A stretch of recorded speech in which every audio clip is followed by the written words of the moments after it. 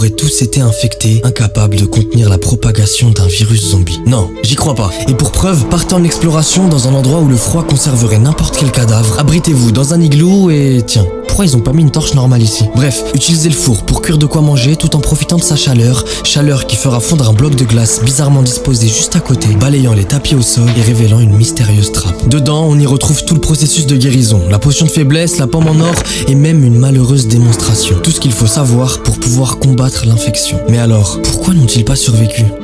L'or.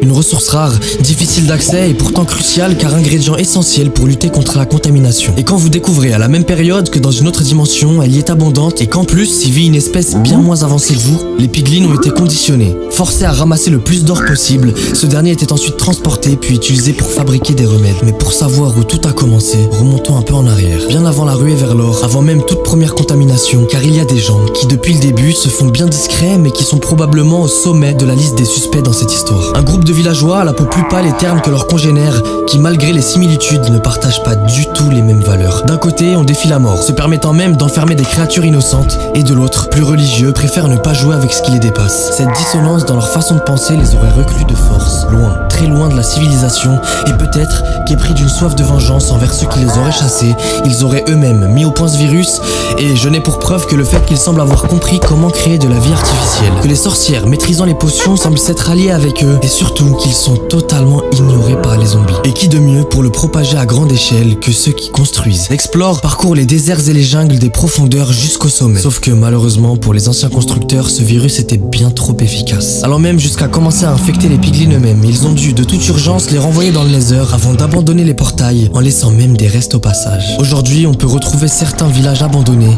dépourvus de toute trace de vie, pendant que d'autres résistent encore tant bien que mal à la propagation. Mais pour combien de temps? Je vous laisse défendre votre théorie préférée en commentaire. Et si vous en avez une autre qui résout toutes les incohérences en même temps, je vous écoute et pourquoi ne pas en faire une prochaine vidéo.